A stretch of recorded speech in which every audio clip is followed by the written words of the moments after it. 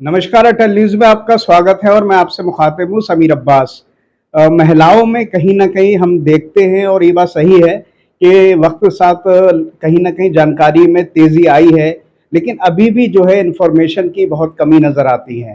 तो ज़ाहिर है कि और ख़ास तौर से जो गर्भवती महिलाएँ होती हैं, उनमें जो है जानकारी और कन्फ्यूज़न की स्थिति हमेशा बरकरार रहती है। तो ज़ाहिर है कि इसमें हम कई सारी चीज़ों पर बात करेंगे और जब टॉपिक बहुत अहम है और जहाँ पर एक नहीं बल्कि 2 ज़िंदगियों से जुड़ी हुई बातें होती हैं, तो ज़ाहिर है कि एक अच्छा डॉक्टर का होना बहुत ज़रूरी है। तो हमारे साथ जो डॉक्टर मौजूद हैं, डॉक्टर अनुराधा कक्कड़ जी, जो कि एक ज़माने से बरेली में प्रैक्टिस कर रही हैं।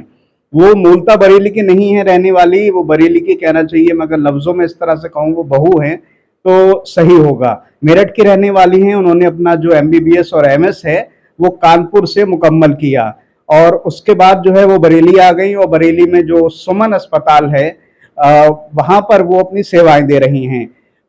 हम उनसे मुखातिब होंगे, उनके जो हस्बैंड हैं तिलकराज जी कक्कड़, उनसे भी हमने एक इंटरव्यू किया था, तो वो भी बहुत ज़बरदस्त सर्जन रही हैं। एक डॉक्टर के साथ-साथ एक जो इंसानी जो फ़र्ज़ है, खिदमत गुज़ारी का, इंसानों की मदद करने का, वो भी उनके अंदर जो जज़्बा है वो बहुत बड़ा है। साथ में उनके जो अस्पताल है, वहाँ पर आज भी आप यकीन नहीं करेंगे 1500 रुपए आईसीयू की जो है चार्जेज़ हैं। जनरल वार्ड और इस तरह के जो आप सोच सकते हैं कि कितने कम होंगे। तो जिस महँगाई के दौर में स्वास्थ्य सेवाओं को लेकर लोगों में एक ज़हनी तनाव रहता है, उस मौके पर उस नाज़ुक मौके पर जो उनकी कोशिशें हैं, वो यकीनन काबिल तारीफ़ भी हैं और काबिल फ़ख्र भी हैं।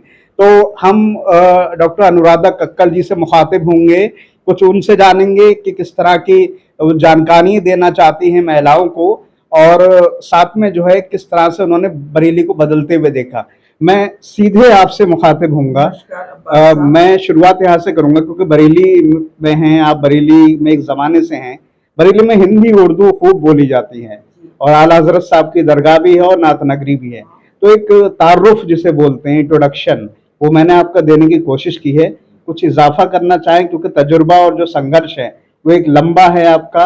मेरे लफ्ज़ कम पड़ जाएँगे लेकिन फिर भी मैंने एक समेटने की कोशिश करी है तमाम बातों को। आप कुछ अपने बारे में और बोलना चाहें, उसके बाद हम विषय पर आएँगे। नमस्कार अब्बास साहब, शुक्रिया, आपने मेरा काफ़ी अच्छा इंट्रोडक्शन दिया।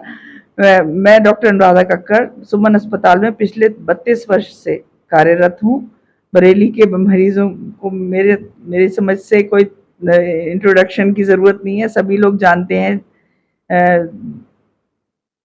अपनी तरफ से अब कोशिश एक रहती है कि जो यहाँ पे परेशान मरीज़ आते हैं, जो दुखी तकलीफ़ में हैं, उनको हम लोग अपनी जो हमने सीखा उससे कुछ राहत दे सकें। बाकी तो सब अल्लाह के हाथ में ही है। मैं यहीं से आगे बढ़ूँगा। ईश्वर का ज़िक्र किया आपने, तो हम ईश्वर के हाथ में ही सब कुछ है और फिर भगवान का रूप डॉक्टर को बोला गया। चीज़ यहाँ से शुरू होगी, हम सीधे विषय पर आएँगे, उसके बाद कुछ और छोटी-मोटी चीज़ों पर ज़िक्र ज़रूर करेंगे, जो आपका एक सेकेंडरी काम है और आप बड़े खामोशी से कर रही हैं, लोगों की मदद करना। महिलाओं में एक बड़ी कन्फ्यूज़न की स्थिति होती है, 3-3 माह में उनका जो प्रेगनेंसी में बाँटा जाता है, लेकिन हर महिला की अपनी स्थिति है, किसी को शुगर हो जाती है, किसी को और भी चीज़ें होती हैं, बीपी की ये सब। तो जो 3-3 महीने का 3-3 हिस्सों में उसको डिवाइड किया गया है, उसमें क्या-क्या एहतियात रखना चाहिए यानी सावधानी रखना चाहिए और किस तरह से जो है खान-पान है और जो तमाम चीज़ें हैं, उसको डिवाइड करना चाहती हैं? देखिए, गर्भावस्था में 9 महीने का पीरियड है मोटा-मोटा माने, तो उसको हम लोग 3 ट्राइमेस्टर्स में डिवाइड कर देते हैं। तो फर्स्ट ट्राइमेस्टर में बिना पूछे डॉक्टर की सलाह के बिना कोई दवा ना खाएँ। थोड़ा-सा लाइफ़स्टाइल में हम लोग कहते हैं एहतियात से चलें, बैठें, उठें, बहुत ज़्यादा भाग-दौड़ नहीं करनी है, एहतियात से सब काम करना है। कोई ऐसा नहीं है कि घर का काम नहीं करना, कि ऑफ़िस का नहीं करना। हम लोग टू व्हीलर्स ड्राइव करने के लिए मना करते हैं मरीजों को, दवा बिना पूछे खाने के लिए मना करते हैं। हरी साग सब्जी खाएं, फल खाएं, दूध पिएं, पौष्टिक आहार लेने का है। और बिना सलाह के दवा तो बिल्कुल नहीं खानी है, इवन सिर दर्द की भी दवा नहीं खानी है। आपको नहीं पता आपने कोई दवा खा ली, उससे बच्चे को आगे, क्योंकि शुरू के 3 महीने के बाद हम लोग एज ए डॉक्टरी लाइन में मानते हैं कि इस समय में बच्चे का ऑर्गेनोजेनेसिस हो रहा है, मतलब अंगों का निर्माण हो रहा है। आपने कोई दवा गलत खाई, उससे गलत हो गया, वो आपको अभी तो पता नहीं है, बाद में जब बच्चा पैदा होगा पता चलेगा बच्चे का ये कमी आ गई, और आपको पता भी नहीं है कि हमने कौन सी दवाई खाई, क्या किया, और उसका क्या हम लोग कर सकते हैं। भाई बच्चा आपने कैरी कर लिया, 9 महीने में पैदा हो गया, अब बच्चे का किसी का देखते हैं ओट कटा हुआ है, किसी के बच्चे के हार्ट में कोई प्रॉब्लम निकलती है, किसी के किडनी में निकल आती है। तो हमको ये सोच समझ के, जिस दिन से आपको पता चला कि हम प्रेग्नेंट हैं, आपने यूरिन टेस्ट किया या करवाया, पता चला यूरिन टेस्ट आपका पॉजिटिव है, मतलब गर्भ से हैं, उस दिन से आप ये सोच लीजिए कि हमें बिना पूछे कोई दवा, कोई चीज ऐसी नहीं खानी जो बच्चे को नुकसान दे। फिर सेकेंड ट्राइमेस्टर में चौथे महीने से शुरू होता है, चौथा, पांचवा, छठा, 3 महीने का ये सेकेंड ट्राइमेस्टर हो गया। इसमें हम लोग मरीज को आयरन कैल्शियम देते हैं, उसके अलावा टिटनेस के इंजेक्शन 2 शॉट्स लगते हैं 1-1 महीने के अंतराल पे। खान पान के बारे में बताया जाता है, लाइफस्टाइल के बारे में बताते हैं मरीज को कि ये करना है, ये नहीं करना है। ऐसा कुछ नहीं है कि ये कुछ नहीं करना है, मगर अगर कोई चीज आपको दिक्कत देती है तो उसको नहीं करना है।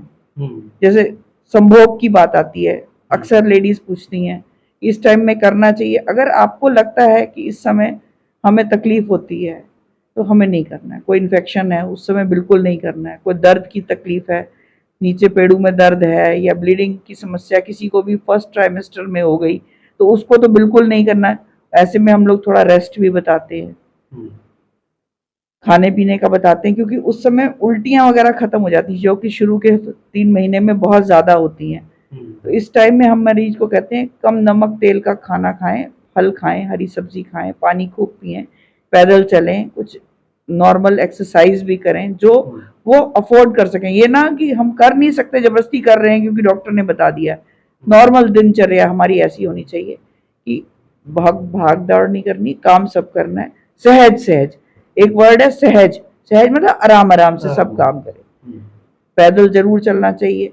तीसरे ट्राइमेस्टर में अंग निर्माण बच्चे का हो चुका है, उस समय में खाली बच्चे को ग्रोथ के लिए चाहिए, ऑर्गेनोजेनेसिस पूरी हो चुकी है, बच्चे का मस्तिष्क, हड्डी, मज्जा सब बन चुका है, खाली उसके साइज में बढ़ोतरी होनी है। तो उस हिसाब से खान पीन में बताते हैं, उस समय उल्टी भी नहीं है, कुछ भी नहीं है। अब आयरन कैल्शियम भी खाना है, प्रोटीन भी खाना है उसको, फल सब्जियां भी खानी है, और अपने को थोड़ा सा मोबाइल ज्यादा रखना है, चलती फिरती मरीज रहे, जिससे उसकी मांसपेशियां जो हैं थोड़ी सी रिलैक्स्ड रहे। आजकल ये हो गया, हम लोग लाइफस्टाइल ऐसा है कि लड़कियां कंप्यूटर पे बैठ के काम करती हैं, एक्सरसाइज बिल्कुल नहीं है, बैठे बैठे जंक फूड खाना है, सब खाना है।